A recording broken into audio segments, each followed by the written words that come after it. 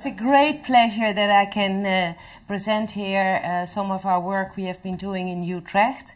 And I'm specifically focusing on neurodevelopmental disorders and more specifically on autism.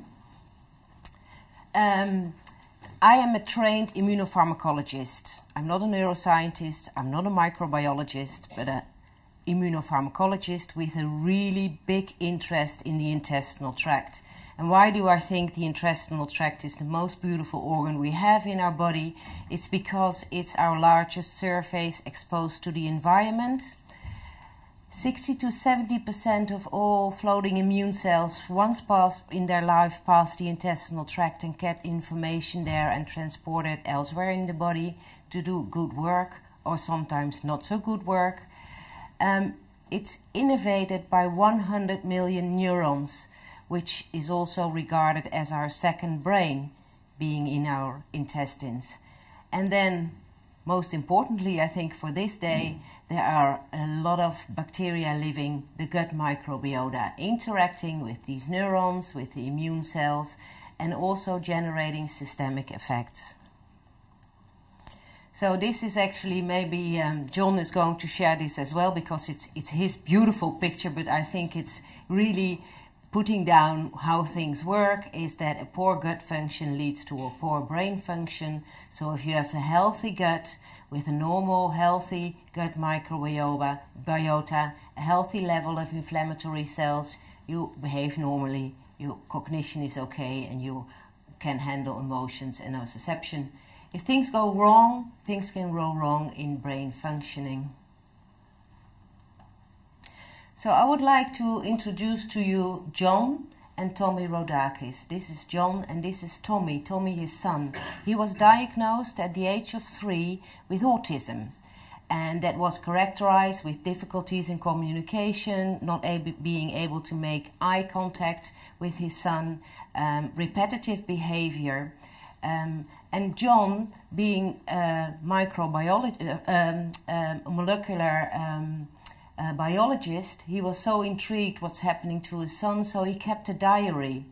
And then at the age of 4, Tommy and his little sister went through this terrible streptococcus infection in the airways. And they both went to the physician and were prescribed a severe antibiotic treatment.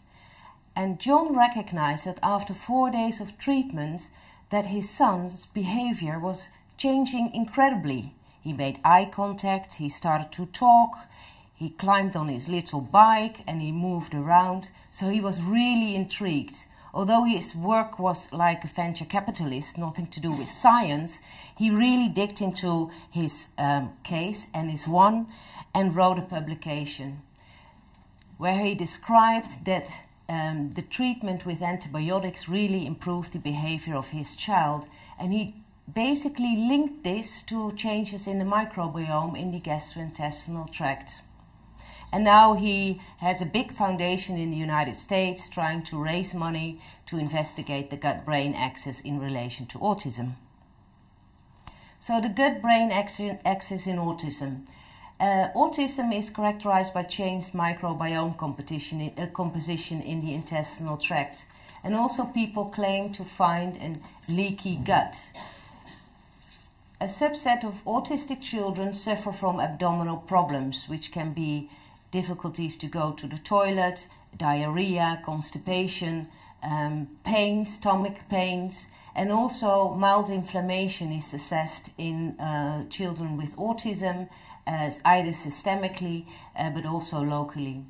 And as we know from the work of John Cryan, but also others, that the gut-brain communication is very important in the brain development and function. So how about microbiome and autism? This is a review published in 2013, and I won't share with you all the details, but the major findings were that indeed there are differences in the microbiome composition comparing autism and control population. There is a reduced diversity, but there is the differences in the composition found in autism of the microbiome is not consistent.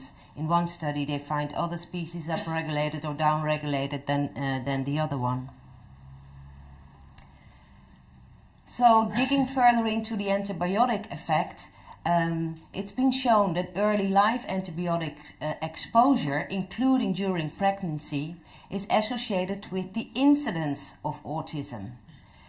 And in relation to the finding of John Rodakis with his son Tommy, there is one study published in 2000, if I'm right, by Sandler, where they show that an 8 weeks trial with vancomycin, an antibiotic, improved the behavior of 8 of the 11 children studied.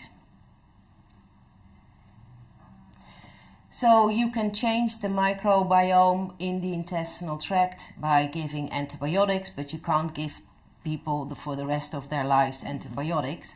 So another way to change the composition of your gut microbiome is the use of pre and probiotics.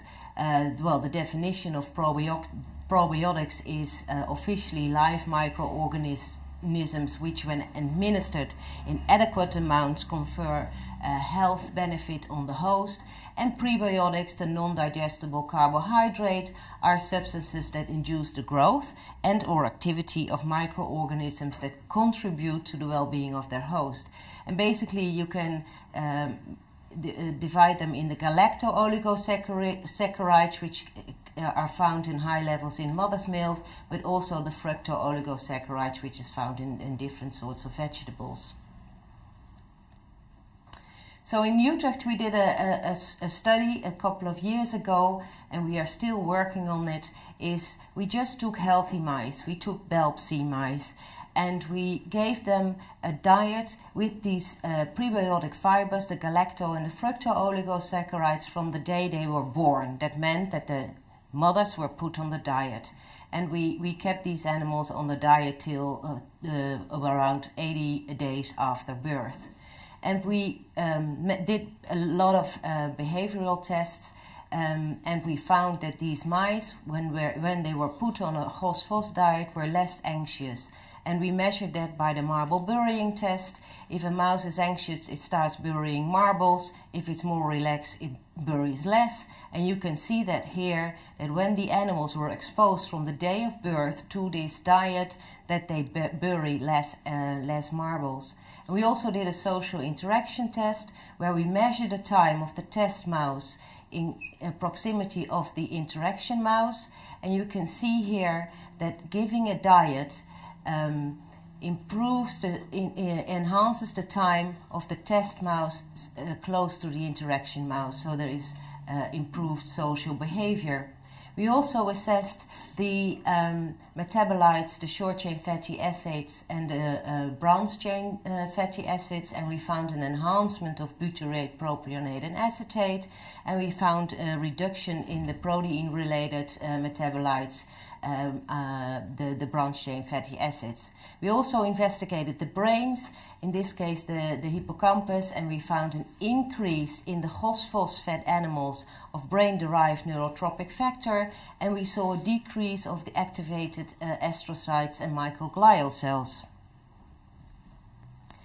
So getting back to autism and the immune-brain interactions, and especially during early life. Early life manifestation of allergic diseases, and one example is cow's milk allergy, which is pretty common in really young children, is associated with deficits in neurodevelopment and behavior. Another very important risk factor for the development of neurodevelopmental disorders like autism is maternal infection during pregnancy. That can be either viral or bacterial, and most of the times it also leads to preterm birth, and that's really associated with disrupted neurodevelopment. And also, in the case of these preterm born children, if they are infected neonatally, they also have a high risk of a disturbed brain maturation and neurodevelopment.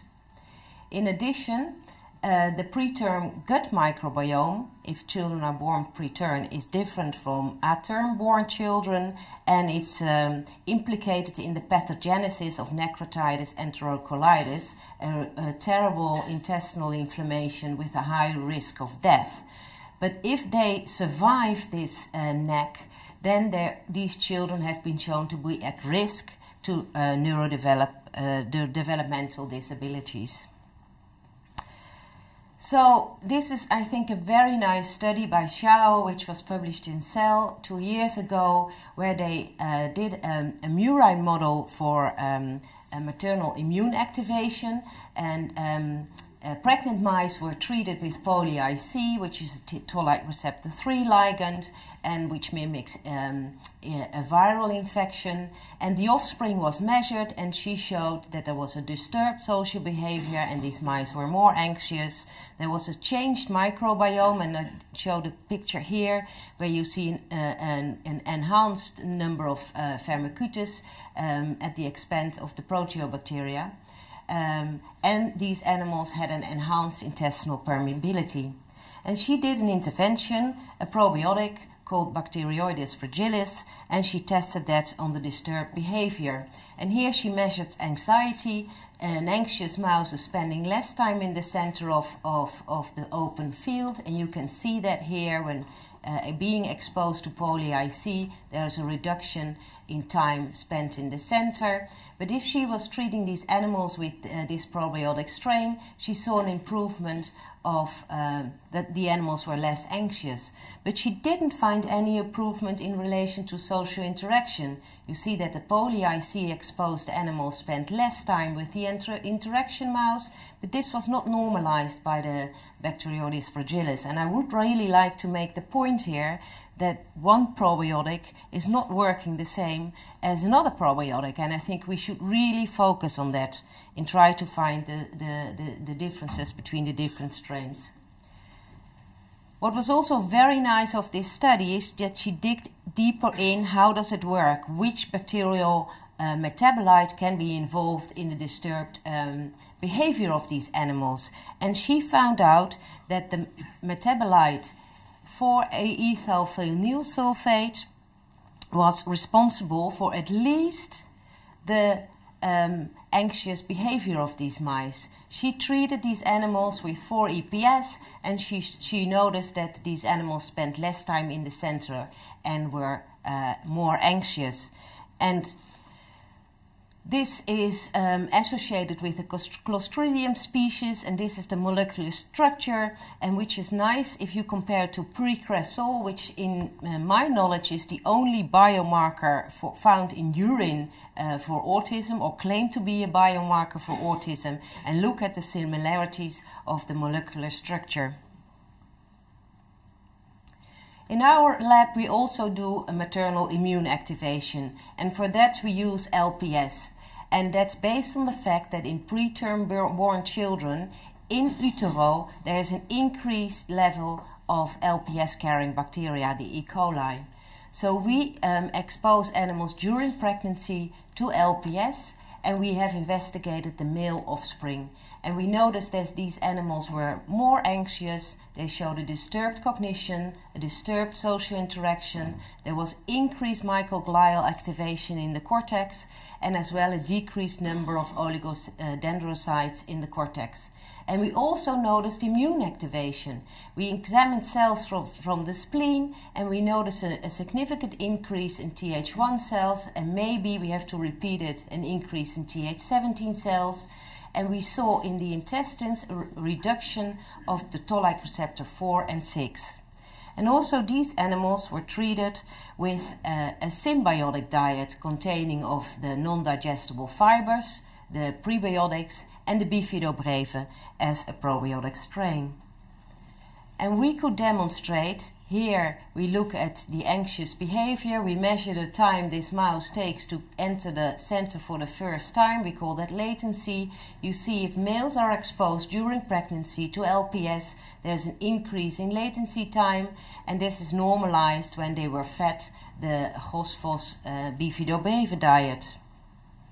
In addition, we also noticed that LPS exposed mice had a disturbed cognition. We measure that in the elevated plasmate, where we measure the alteration of left and right side. When you put a mouse here, it's exploring the T-maze, it will go left. If you take it out, put it in again, curious mice will remember it's been there and then goes to right. So you measure the alternation, and you see that's reduced in LPS exposed animals and normalized with the diet, symbiotic diet.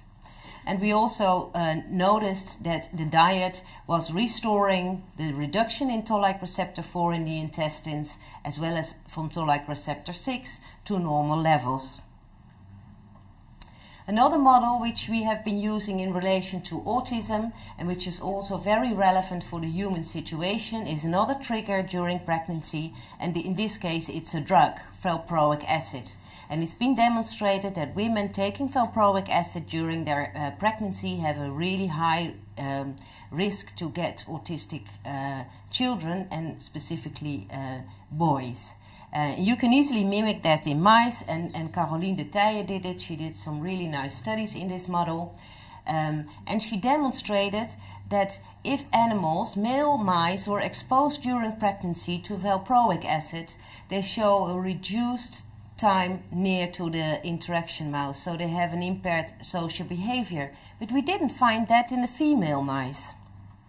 In addition, we studied the intestinal tract and to see if we could find changes, and we were very surprised that only in male mice exposed to VPA during pregnancy there was a huge inflammatory response at the distal part of the ileum, which was not found in female VPA exposed mice. And also we assessed the composition of the microbiome, and here again you see there's an increase in firmicutes at the expense of the bacteroides in these mice. So this triggered us to try to change the microbiome in these mice. So we did that by treating them with the prebiotic fibers. We used again galacto and oligosaccharides, and we also added some high omega-3, omega-6 polyunsaturated fatty acids. From the prebiotic fibers, we know they induce the growth of beneficial bacteria, but we also know that in collaboration with the DNA of these beneficial bacteria, they have a direct immunomodulatory effect on epithelial cells. I don't have time to explain how it works, but we have shown that in many models, in vitro and in vivo. So it has also a direct immunomodulatory effect, and we know from the omega-3, omega-6, high omega-3, omega-6 PUFAs, we know they also have a strong immunomodulatory effect. So we tested this in the diet, this diet in the VPA model, and here I show you the results in relation to anxiety, and you see that VPA mice spend less time in the center, and if they are on the diet, they behave pretty normally. And also the social behavior, which was disturbed in VPA exposed male mice, was normalized by the diet. So the next step I would like to, next studies I would like to share with you is the food factor. We know that autism is strongly associated with disturbed genes, and I will come back to that later, so it has a strong genetic component, but I am convinced that there is also an environmental trigger necessary to get the full-blown behavioral deficits. And I think it might be a food factor, in specifically milk proteins. Well, as we all probably know, is that food allergy is associated with a change in the microbiota. A lot of parents report frequently food allergy in autism. That is very common. There are studies showing that milk protein and gluten-free diet improves autistic-like behavior. And we have shown in our lab in a cow milk's allergy model that these animals show autistic-like behavior. So also in this model we tested the effect of the symbiotic of the bifidobreve together with the non-digestible oligosaccharides. So you can see here that animals which are allergic to cow milk's protein, in this case it's whey, when they are challenged with whey, they show a reduction in the time spent near to the interaction mouse, so there is a disturbed behavior. And if you put these animals on a diet before the sensitization, then we find an improvement of the social behavior. And similar effects are found in relation to the disturbed spatial memory, which is normalized by the diet. If we investigate in the brain, we found that the cow milk's allergy reaction is associated with neuroinflammation. We see a reduction in the blood-brain barrier permeability. We see inflammatory cells coming in the brain, in the hippocampus, and we see a reduced level of brain-derived neurotropic factor. And this was all inhibited if you treat the animals with the symbiotic diet. The only human study I have found, is a Finnish study, I think it's published last year, where they investigated the effects of early life probiotics, is a study with 75 children which were put on Lactobacillus rhamnosus CG and a placebo when they were younger than 6 months, and they followed up these children for 13 years. And they showed at the age of 13 that in the placebo group, 6 of the 35 children developed either HDAD or autism, and none of the children in the lactorhamnosus group developed these neurodevelopmental disorders. And the only thing they could show is that at 6 months of age, those children which got the diagnosis of HDHD and autism show reduced bifidobacterium in their fecal samples. So this is now the last part of my presentation. This is work done by Yang-Bo Wu, who's now working in the lab of Joël. And because we were triggered by the fact that there might be an immune relation towards the brain function, we were looking for a common molecular pathway. So we introduced and we're thinking about the pathway of mammalian target of rapamycin, which is a very essential cellular signaling molecule responding to energy levels, to growth factors and amino acids.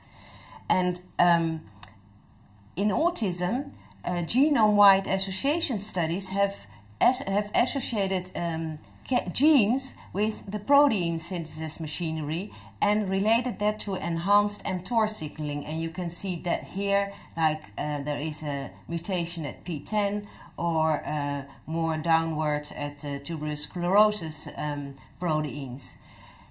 On the other hand, if you look at the immune system, we know that enhanced mTOR signaling in cells, specifically immune cells, for example T cells, is associated with an inflammatory response, an effector response, at the expense of a regulatory T cell activation. So you get a disbalance. So high mTOR activity within your T cells is associated with low regulatory T cells and enhanced Th17 or Th2 or Th1 T cells. So Yang-Bo first investigated the effects of rapamycin in the cow milk's allergic model and looking at behavior. And the next step is that he designed a diet with specific amino acids. So this diet was high in histidine, lysine and threonine, which are mTOR inhibitors, and low in mTOR activation, lysine, isoleucine and valine. And he tested this in vitro on cells, and so we had this diet designed. And I'm showing some of the results of this study because I don't have time to share all the results. Basically, we tested this diet in our cow milk's allergy model, but to be sure this is not only related to affecting the allergic response and thereby the disturbed behavior. We also tested this diet in the BTBR mouse, which is an autistic mouse. So we measured, amongst other things, repetitive behavior. And what we found here is that in cow's milk allergic mice there is an increase in repetitive behavior. We measure grooming, duration in this case, and this was inhibited by the specific amino acid diet. And we found a similar effect in the BTBR mouse. So it's not only due to the allergic reaction that you find a reduction in repetitive behavior, but even in a genetic model we found a reduction in repetitive behavior. We also investigated the mTOR signaling in the brain. We do that by Western blotting the phosphorylated P70S6K levels in several brain regions, and I only show here the prefrontal cortex of cow milk's allergic mice, and you see that in the cow milk's allergic mice this is increased and the diet is normalizing this.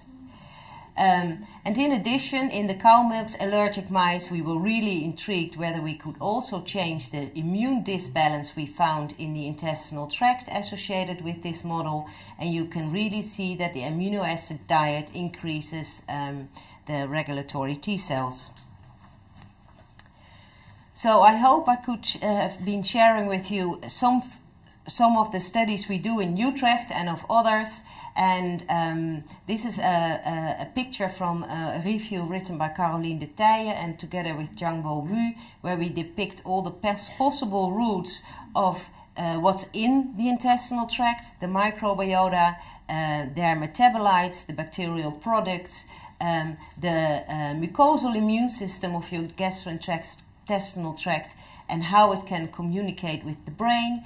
It can either be through the enteric nervous system, signaling through the vagus towards the brain, but I'm also convinced that an immune reaction leading to either cells or their products to get near to the brain and signal at the blood-brain barrier, where these cells and cytokines can influence how neurons talk to one another and disturb behavior, and even activate the more immune-like cells in the brains like the microglial cells and the astrocytes.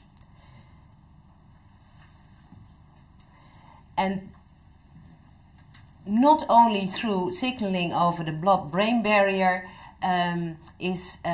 of immune cells and immune mediators can be important, but very recently, last year, it was demonstrated that even the brain there are lymphatic vessels found. So that theoretically also immune cells and their products can signal through the brain via these lymphatic vessels. And here I'm showing all the people involved in all the studies we did in close collaboration with the Children's Hospital in Utrecht, as well as with Nutritia Research. And specifically I showed here the work of Caroline de Tije and Jiangbo Wu. And we did this all together under the guidance of Professor Johan Garse. And in the academic hospital in Utrecht and the Children's Hospital, we work in close collaboration with Martien Kas and Manon Benders, and the people from Nutritia, which were really involved, were Leon Knippels and Laus Broersen. Thank you for your attention, and I'm open for any questions.